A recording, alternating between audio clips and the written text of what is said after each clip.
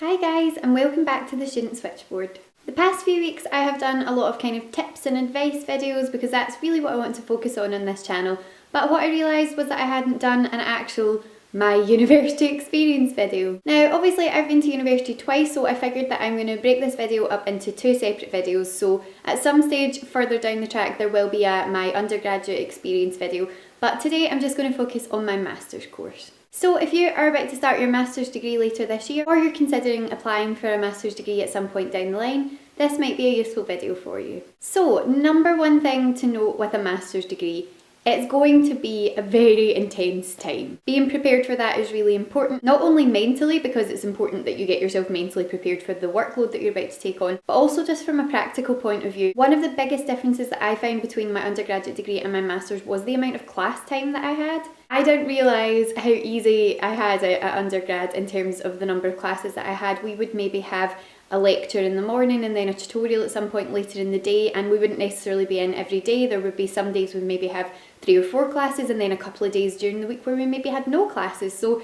you did have a lot of free time in your hands. That's not the case with masters. Depending on the course and depending on the university, it's obviously going to vary, but when I turned up for my first day and was handed my timetable, I was shocked to see that I was in pretty much 9 to 5 days a week. From a practical point of view, this was slightly problematic because at that point I had a part-time job at a magazine and I was working 2 days a week at the magazine.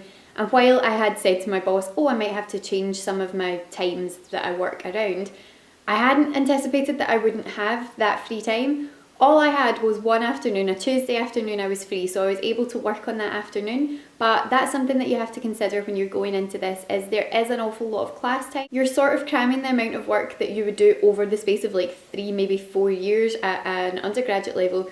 Not quite that much, but you know, like a fairly big chunk of that work into the space of 1 year. So obviously you're going to have to spend more time in class, and that's something that you have to be prepared for before you get there. Second thing to note is that alongside the kind of heavy timetabling, the workload is a lot. There is a lot of work involved in doing a master's degree. So it's going to take a lot of work and it's going to take a lot of concentration and focus. So getting yourself into the habit of being really organised is really important. Having things like a planner so that you can write down when all of your assessment dates are and when your sort of class times are, just to keep you organised and keep you on top of it, is really, really useful. In addition to the amount of set readings and set texts that you should be working on, there is also an expectation that you will do a lot of extra reading and additional reading and work on your own, because by this point you've already been through an undergraduate degree, and even at that level, when you leave school and you go to university, it definitely is a jump in terms of the fact that you're not being spoon-fed everything.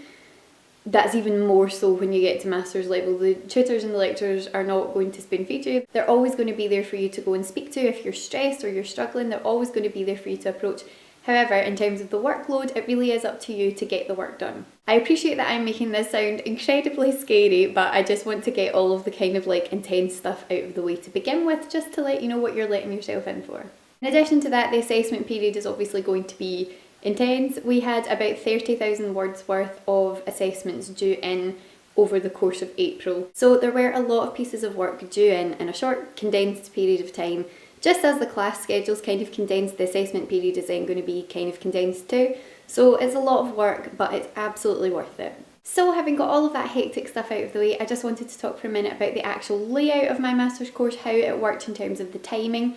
So we started at the end of August and the course was split up into 3 kind of sections. So you had trimester 1, which was sort of August to December time, where you did a lot of your initial classes and had your first lot of assessments. The second trimester was January to May. So again, that was more classes, more lectures, group projects, all that kind of stuff. And then the assessment period for that trimester was April and May. So it tended to be the essays and reports and all that were due in the April time, and then exams were in May. Again, this will vary very much from university to university and course to course. So in terms of finishing up with class time, generally it's much the same as undergraduate level. So your classes are going to finish up usually April, May sort of time. So after that, if you're looking to take on extra work or do an internship, something like that, your time is going to be freed up generally from May onwards. Then for us, the third trimester was May, June sort of time through to September, and the end of September was when our dissertation was due in.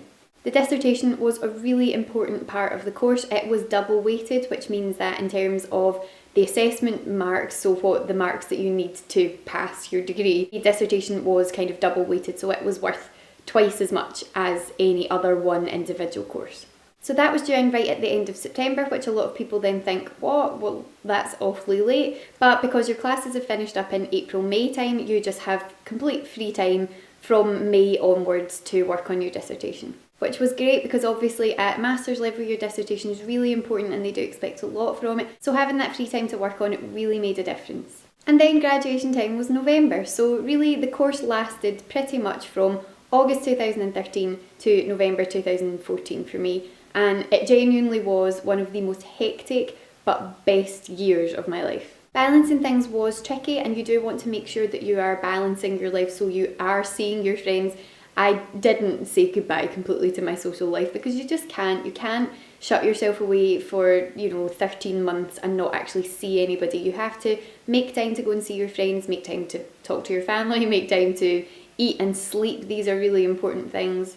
I did a top tips on surviving your master's degree video over on my original channel, which I'm going to link in the description box, so if you want to go and check that out, that had a lot of just general tips on how to get through it, but I might make a similar video for this channel further down the track. And finally, the one other thing that I wanted to say about it is the great thing about a master's course is that pretty much everyone on the course actually wants to be there. You do find sometimes in undergraduate studies that people have gone to university because they don't really know what they want to do next, or they don't really know what they want to do with their lives, which at the age of 17 or 18 is completely understandable, and most of us are flailing around at that point, not knowing what we're doing. So you do sometimes find that people who have gone to do an undergraduate degree have really done it because they don't know what else to do with their lives, and once they're in it, they don't necessarily want to be there. That can make things tricky in terms of group work because you maybe have people who aren't actually interested in what you're doing, or people who aren't putting in the effort.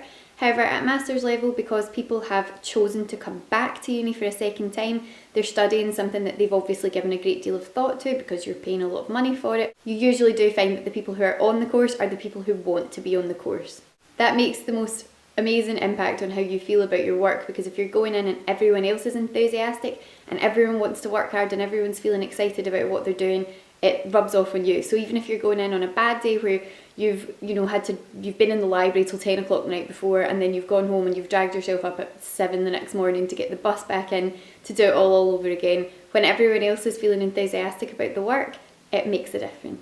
So I'm going to leave it there because I could talk about this all day. I really could talk about this all day because I had such an incredible time doing my masters. I have a habit of rambling, so I'm going to just cut it short, and I hope that that was helpful for some of you. If you have any other questions about studying a master's degree in terms of the timing, in terms of the assessments, anything like that, do ask in the comments below and I will do my best to answer them for you.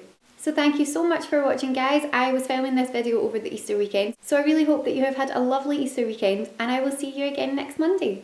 Thanks for watching. Bye. Your dissertation is probably going to be the biggest piece of work that you're undertaking over your degree, whether, as I said, you're at master's level or undergraduate level. It is the biggest single project